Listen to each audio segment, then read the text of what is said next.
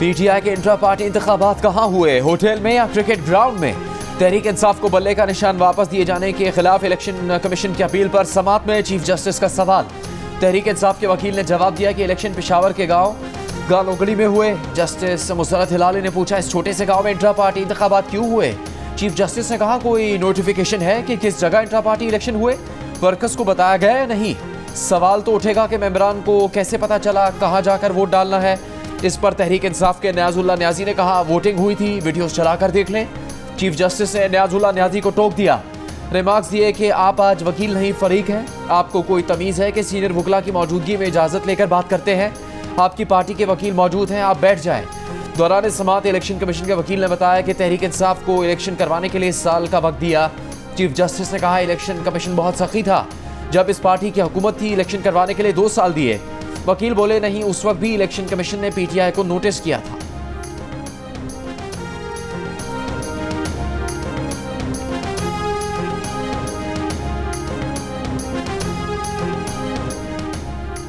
हमने पीटीआई के मुकदमे के लिए जुडिशल काउंसिल का इजलास आगे किया। पीटीआई इंतखाबात कराने आई तो 12 दिन में इंतखाबात की तारीख दे दी।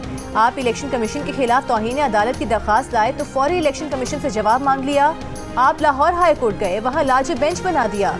आप लाहौर हाई कोर्ट छोड़कर पेशावर चले गए, रिलीफ मिल गया। अब और क्या करें? चीफ जस्टिस का तहरीक इंसाफ के वकील से मुकालमा, ये भी कहा कि पेशावर हाई कोर्ट के फैसले में सुकम है।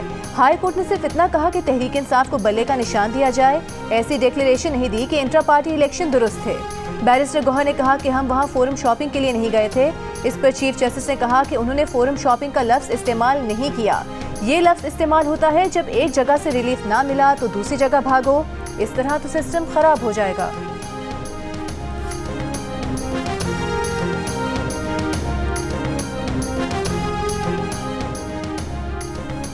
क्या सिर्फ इस बुनियाद पर तहरीक इंसाफ के पार्टी इलेक्शन का अलदम करार दे दें कि अकबर एस बाबर को इलेक्शन लड़ने का मौका नहीं मिला? चीफ जस्टिस के रिमार्क्स, कहा, पीटीआई किसी को जबरदस्ती तो इलेक्शन नहीं लड़वा सकती। तहरीक इंसाफ को बल्ले का निशान वापस मिलने के खिलाफ इलेक्शन कमीशन की अपील पर समात में कहा कि अकबर एस बाबर इतने अरसे से पीटीआई को तंग क्यों कर रहे हैं? चीफ जस्टिस ने कहा, एक चुपता हुआ सवाल पूछना चाहते हैं, अकबर एस बाबर खुद पीटीआई के खिलाफ खड़े हैं या उनके पीछे कोई खड़ा है?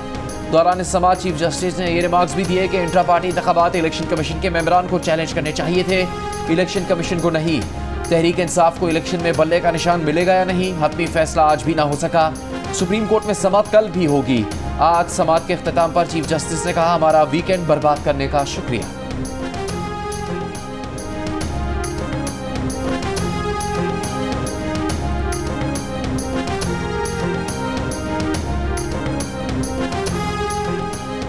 इंट्रा पार्टी इलेक्शन और बल्ला न देने पर पीटीआई का इलेक्शन कमीशन के खिलाफ तौहीन अदालत केस। पेशावर हाई कोर्ट ने इलेक्शन कमीशन से 16 जनवरी तक जवाब तलब कर लिया। नोटिस जारी। पेशावर हाई कोर्ट ने इलेक्शन कमीशन को पीटीआई का सर्टिफिकेट वेबसाइट पर शाया करने का हुक्म दिया था।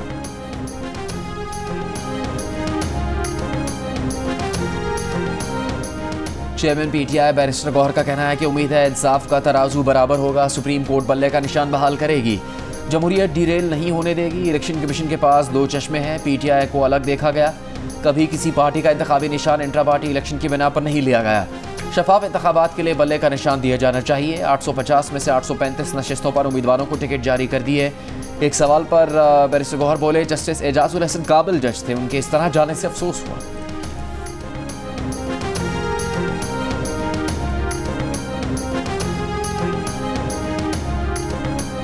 नून लीग ने अपने गढ़ लाहौर से आईपीपी के लिए कौमी असेंबली की 2 नशिस्तें छोड़ दी। एनए 117 और 128 से नून लीग ने उम्मीदवार खड़े नहीं किए। लाहौर से उम्मीदवारों के नामों का ऐलान कर दिया। एनए 130 से मियां नवाज शरीफ इलेक्शन लड़ेंगे। शहबाज शरीफ हल्का एनए 123 से इलेक्शन लड़ेंगे। मरियम नवाज एनए 119 और हमजा शहबाज एनए 118 से इलेक्शन लड़ेंगे। रुहेल असगर और अयाज सादिक का मामला भी तय पा गया।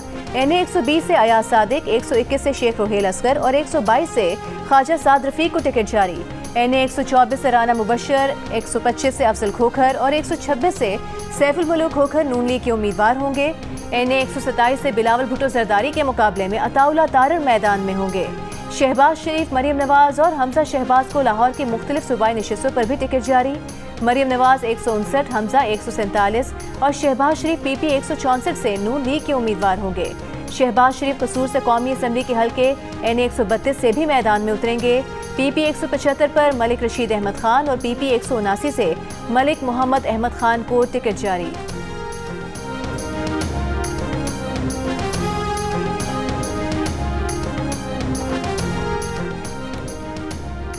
काफ लीग मुस्लिम लीग नून से सीट एडजस्टमेंट नहीं करेगी। चौधरी सालिक हुसैन का कहना है कि पार्टी क़यादत ने फैसला किया है कि दोहरे मयार का शिकार नहीं होंगे। नून लीग काफ लीग से मुकाबला करेगी तो अपने साथियों के साथ खड़े होने को तरजीह देंगे। नून लीग उनके और उनके भाई के खिलाफ गुजरात में अपने उम्मीदवार खड़े कर दे। 4 कौमी और 8 सूबाई सीट्स की बात हुई थी। काफ लीग के 2 कौमी और 2 सूबाई हल्के छोड़े गए। ऐसा नहीं हो सकता कि उन्हें और भाई शाफे हुसैन को सीट दी जाए और बाकी को नहीं। पार्टी इलामे के मुताबिक मुस्लिम लीग काफ पंजाब के सेक्रेटरी जनरल चौधरी शाफे हुसैन ने भी फैसले से इत्तफाक किया है।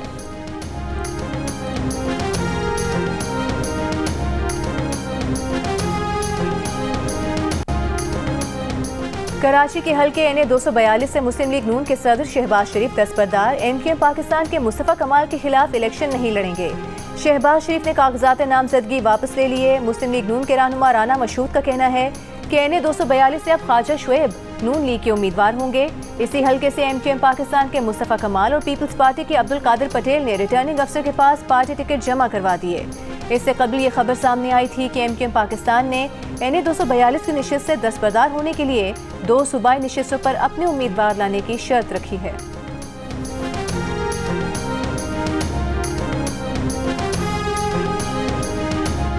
PTI ने कौमी असम्बली के लिए उम्मीदवारों का ऐलान कर दिया। NA 56 से शेख रशीद के मुकाबले में शहरियार रियाज को टिकट दिया। शेख रशीद के भतीजे शेख राशिद शफी को भी टिकट नहीं दिया। NA 47 इस्लामाबाद से शुएब शाहीन, NA 55 रावलपिंडी से राजा बशारत, NA 58 चकवाल से अयाज अमीर, NA 90 मियांवाली से उमर खान न्याजी, NA 4 सवात से मुराद सईद और NA 151 मुल्तान से शाह महमूद कुरैशी तहरीक इंसाफ के उम्मीदवार होंगे।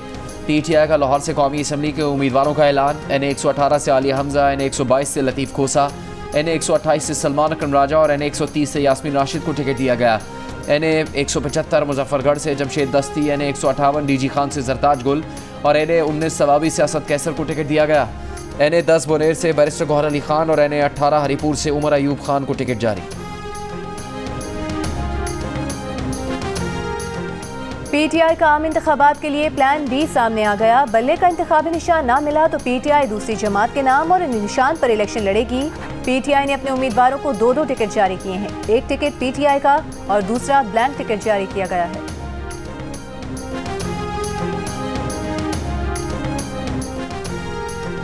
चेयरमैन पाकिस्तान पीपल्स पार्टी बिलावल भुट्टो जरदारी का सानहा मॉडल टाउन हमले की तहकीकात का मुतालबा। अवामी तहरीक के दफ्तर में गुफ्तगू करते हुए कहा कि नवाज शरीफ वज़ीर आज़म बने तो उनका एजेंडा होगा सियासी मुखालिफिन को बंद कर दें, इंतकामी सियासत करें, सबसे हिसाब लें। नवाज शरीफ वज़ीर आज़म बने तो वो माजी को देखते हुए आज को नुकसान पहुँचाएंगे। नून लीग और PTI नफरत की सियासत को इंतहा पर ले गए हैं। पीपल्स पार्टी की तारीख है कि वो पूरे मुल्क को साथ लेकर चलती है, एक नई सोच के साथ सियासत कर रहे हैं। सोनमियानी में अलबेजा 3 2024 मश्क। ISPR के मुताबिक आर्मी चीफ ने आर्मी एयर डिफेंस सिस्टम के मरबूत फायर और जंगी मशकों का मुशाहिदा किया, जिसमें high to medium air defence weapon system और कम से दरमियाने दर्जे के फ़ज़ाई दिफाई निज़ाम का मुशाहिदा था। आर्मी चीफ ने कहा कि मुसल्लह अफ़वाज पाकिस्तान के खिलाफ उभरते खतरे से निपटने के लिए अपने सिस्टम्स को जदीद बना रही है। आर्मी चीफ ने अहदाफ के हुसूल में core of army air defence की ऑपरेशनल तैयारी को सराहा। अफसरान और फौजी जवानों के साथ बातचीत की। न्यूजीलैंड ने सीरीज के पहले T20 में पाकिस्तान को 46 रन से हरा दिया। कीवी टीम ने 8 विकेट पर 226 रन बनाए। अब्बास अफरीदी ने डेब्यू पर 3 विकेट्स हासिल की। ग्रीन शर्ट्स बड़े हदफ का ताकुब करने में नाकाम, 180 रन बनाकर आउट हो गई। बाबर आजम 57 और साइम अयूब 8 गेंदों पर 27 रन बनाकर रन आउट हो गए।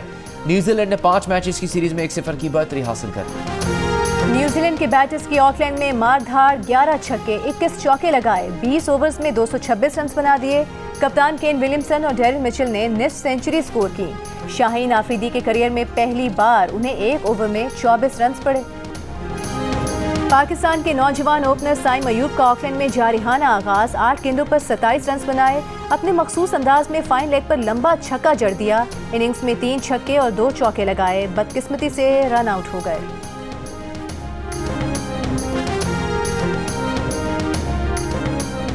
Army chief general Syed Asim Ali ने कराची में national aerospace science and technology park का इफ्तिताह कर दिया। आर्मी चीफ ने टेक्नोलॉजी पार्क को कौमी और स्ट्रेटेजिक अहमियत का मंसूबा करार दे दिया है। कहा इस मंसूबे से मुल्क के लिए कई फ़वाइद हासिल होंगे। मंसूबे से तकनीकी तरक्की को फ़रोग मिलेगा। मंसूबा नौजवानों और आइंदा नस्लों के लिए बतौर प्लेटफॉर्म खुद इनसारी को फ़रोग देगा। इस मौके पर air chief marshal Zaheer Ahmed Babar Sidhu ने कहा कि एरोस्पेस, साइबर और IT से मुतालिक बेहतरीन मंसूबा है। आर्मी चीफ ने कोर हेडक्वार्टर्स कराची का भी दौरा किया। कोर कमांडर कराची ने आर्मी चीफ को ऑपरेशनल तैयारियों और तरबियती उमूर से मुतालिक आगाह किया। कोर कमांडर कराची ने जनरल सैयद आसिम मुनीर को शहदा के ख़ानदानों की फलाह व बहबूद के लिए किए गए इक़दामात के बारे में भी ब्रीफ किया।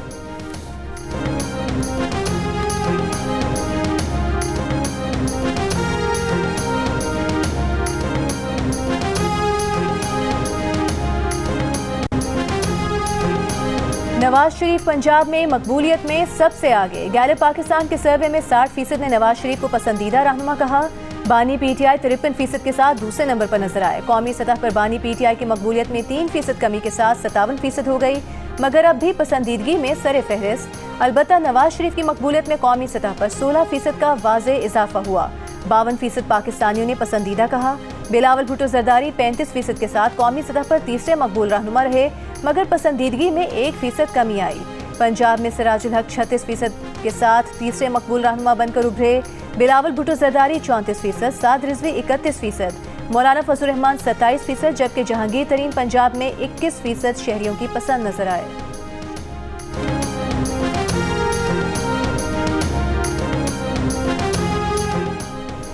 आम इंतखाबात मुलतवी करवाने के लिए सेनेट में एक और करारदाद जमा करवा दी गई। आज़ाद पार्लिमानी ग्रुप के सेनेटर हिदायतुल्लाह ने करारदाद में कहा कि सिक्योरिटी चैलेंजेस के पेश नज़र आम इंतखाबात 3 माह के लिए मुलतवी किए जाएँ। सेनेट का ऐवान इलेक्शन कमीशन और सुप्रीम कोर्ट पर जोर देता है कि वो इंतखाबात के पुरअमन इनेकाद पर हमदर्दाना गौर करें। इंतखाबी उम्मीदवारों को निशाना बनाने के वाक़यात में मुसलसल इजाफे पर गहरी तशवीश है। इससे पहले गुज़श्ता जुमे को 14 सेनेटर्स की हाज़िरी में इलेक्शन मुलतवी कराने की करारदाद मंजूर भी हो चुकी है, जिसके खिलाफ इलेक्शन बर वक्त करवाने के लिए जमात इस्लामी के सेनेटर मुश्ताक अहमद भी करारदाद जमा करवा चुके हैं।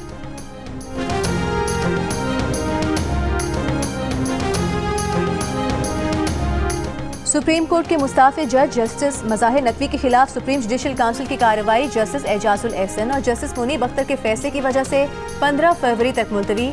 जस्टिस एजाज और जस्टिस मुनीब पर मुश्तमिल बेंच ने जून 2023 में करार दिया था कि सुप्रीम जुडिशल काउंसिल साबिक जज के खिलाफ कार्रवाई नहीं कर सकती। इजलास के दौरान अटॉर्नी जनरल ने सुप्रीम जुडिशल काउंसिल को बताया कि विफाकी हुकूमत ने आफिया शहर बानो केस के फैसले के खिलाफ अपील दायर करने की हिदायत कर दी है। इस पर चीफ जस्टिस काजी फाइज ईसा ने कहा कि फिर सुप्रीम जुडिशल काउंसिल की कार्रवाई इलेक्शन के बाद तक मुलतवी कर देते हैं।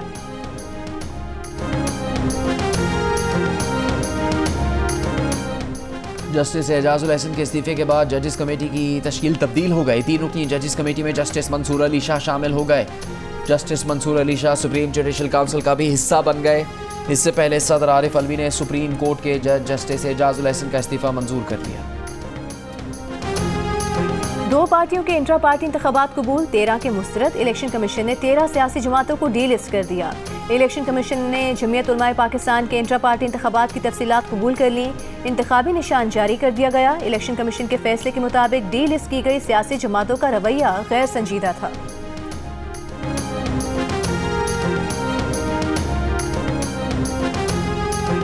नवाज शरीफ के लाहौर से कागजात नामजदगी की मंजूरी के खिलाफ अपील खारिज करने का फैसला हाईकोर्ट में चैलेंज। बानी PTI के लाहौर से कागजात नामजदगी मुस्तरद करने का इकदाम भी हाईकोर्ट में चैलेंज। शाह महमूद कुरैशी के कागजात नामजदगी मुस्तरद होने के खिलाफ दरखास्तों पर समाअत मुकम्मल, फैसला महफूज। शाह महमूद कुरैशी के NA 150, 151 और PP 218 से कागजात नामजदगी मुस्तरद किए गए हैं। परवेज़ इलाही और दीगर के कागजात नामजदगी मुस्तरद करने के खिलाफ दरखास्तों पर समाअत कल तक मुलतवी। आम इंतखाबात 2024 के लिए कागजात नामजदगी वापस लेने का वक्त रात 9 बजे ख़त्म हो गया। कल उम्मीदवारों को इंतखाबी निशान अलॉट किए जाएंगे।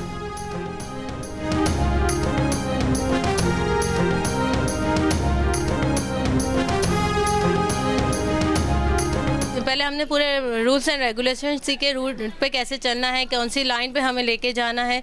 उसके बाद हमने है ना ट्रैफिक सिग्नल्स वगैरह के हवाले से सीखा। मैं अपनी फैमिली को सपोर्ट करना चाहती हूँ। एज अ डिपेंडेंट वुमेन मैं नहीं रहना चाहती, खुद पे डिपेंडेंट होना चाहती हूँ। यहाँ आके बहुत कुछ सीखने को मिला और बहुत अच्छा लगा और बहुत एक्सपीरियंस आ गया। दौरान सफ़र ख़वातीन में तहफ़्फ़ुज़ और सहूलत का एहसास उजागर करने के लिए कराची में पीपल्स बस सर्विस मंसूबे के तहत ख़वातीन ड्राइवर्स की तरबियत जारी। ख़वातीन को डीजल और इलेक्ट्रिक बसेस चलाने की ट्रेनिंग दी जा रही है।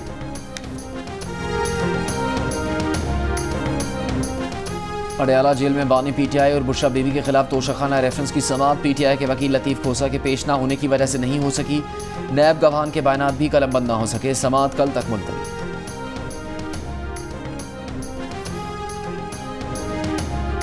बानी पीटीआई और शाह महमूद कुरैशी के खिलाफ साइफर केस में 5 गवाह दोबारा तलब। अडयाला जेल में समाअत। वकलाए सफाई ने इस्लामाबाद हाई कोर्ट के फैसले की कॉपी पेश कर दी। मजीद समाअत पीर तक मुलतवी।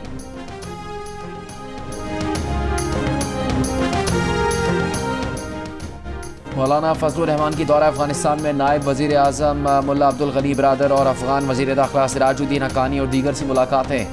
मौलाना फजलुर रहमान का कहना था कि उनके दौरे का बुनियादी मकसद दोनों ममालिक के दरमियान दाखिली और खारजी इस्तेहकाम लाना है। दोनों ममालिक के दरमियान तिजारत बढ़ेगी तो खुशहाली और अमन आएगा। दाखिली मामलात पर बेहतरीन ताल्लुकात चाहते हैं। मुलाकात में मुल्ला अब्दुल गनी बरादर ने कहा कि मौलाना फजलुर रहमान के दौरे के मुस्बत असरात होंगे। अफगान वजीर दिफा मुल्ला याकूब का कहना था कि इस दौरे से दोनों ममालिक के दरमियान कशीदगी कम होगी।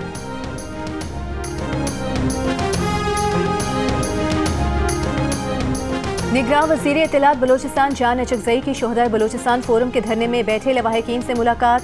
कहा कमीशन बनाएंगे, दहशत गर्दों को अदालत के कटहरे में लाएंगे। बलोचिस्तान हुकूमत ने शोहदा के लवाहिकीन के मुतालिबात मान लिए हैं। पाकिस्तान में भारत दहशत गर्दी करवा रहा है, दुश्मन के नापाक अज़ाइम कामयाब नहीं होने देंगे।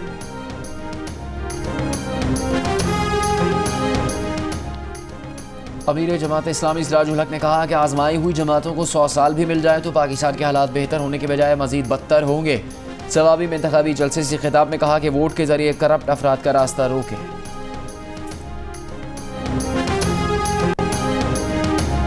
कराची में खातून से नाजेबा हरकत की एक और वारदात। नॉर्थ कराची में मोटरसाइकिल सवार की खातून से दिन दिहाड़े नाजेबा हरकत। साथ मौजूद बच्चा सहम कर रह गया, मुलजिम फरार।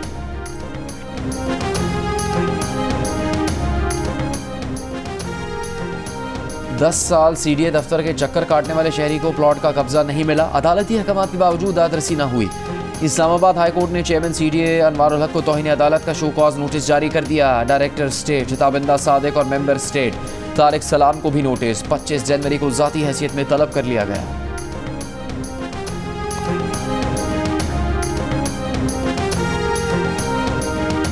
पेशावर से मुबैना खुदकुश हमलावर और उसका साथी गिरफ्तार। सीटीडी हुकाम का खुदकुश जैकेट भी बरामद करने का दावा। एसएसपी ऑपरेशंस का कहना है कि गिरफ्तार दहशतगर्द मौलाना फजलुर रहमान और एमल वली पर खुदकुश हमले की मनसूबाबंदी में मुलविस थे।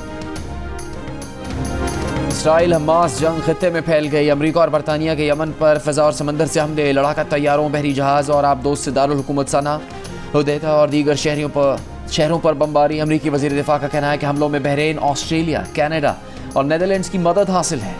हौसियों ने खित्ते के मुल्कों को हमलों के लिए फ़ज़ाए हदूद के इस्तेमाल की इजाज़त देने से खबरदार कर दिया। सऊदी अरब का हमलों पर गहरी तशवीश का इजहार। रूस ने हमले यूएन चार्टर की खिलाफ वर्जी करार देकर सलामती काउंसिल का हंगामी इजलास बुलाने की दरख्वास्त कर दी।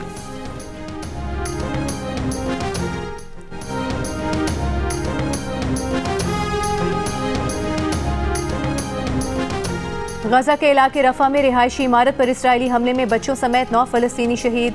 इमारत में पनाह गुज़ीन मुकीम थे। इसराइल की वस्ती गजा में एम्बुलेंस को निशाना बनाने की तरदीद। हमले में तिब्बी अमले के 4 अरकान शहीद हुए। बरतानवी इदारे ऑक्सफैम ने गजा पर जारहियत को 21वीं सदी की बदतरीन जंग करार दे दिया। कहा यौमिया औसतन 250 फ़लस्तीनी कत्ल किए गए।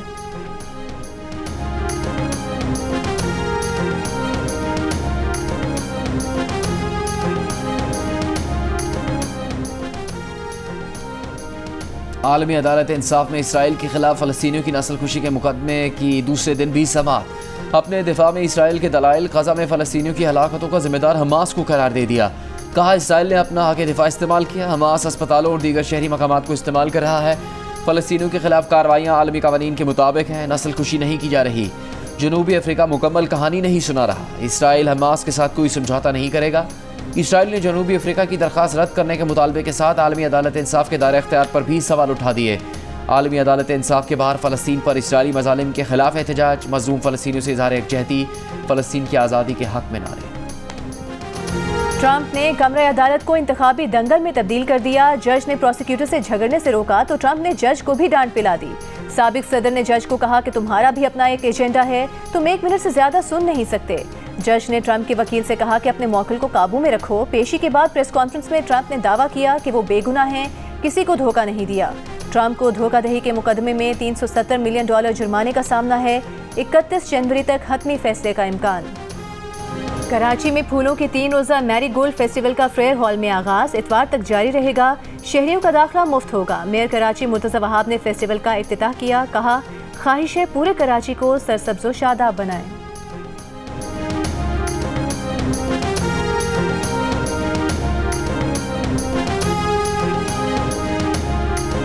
दिल का रिश्ता ऐप पाकिस्तान के बड़े शहरों में कामयाबी के बाद 200 छोटे शहरों में भी रिश्तों के लिए सबसे काबिल एतबार ऐप बन गई। अब छोटे शहरों में मुकीम लोग रिश्तों के लिए दिल का रिश्ता ऐप का इस्तेमाल कर रहे हैं।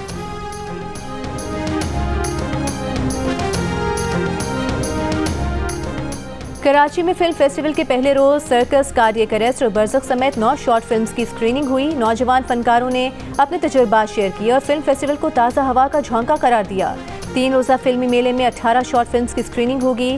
फिल्म इंडस्ट्री की नामवर शख्सियात बेहतरीन फिल्म्स का इंतखाब करेंगी। अवामी गुलूकार और अदाकार इनायत हुसैन भट्टी आज भी मद्दाहों को याद, चाहने वाले उनका यौम पैदाइश नहीं भूले।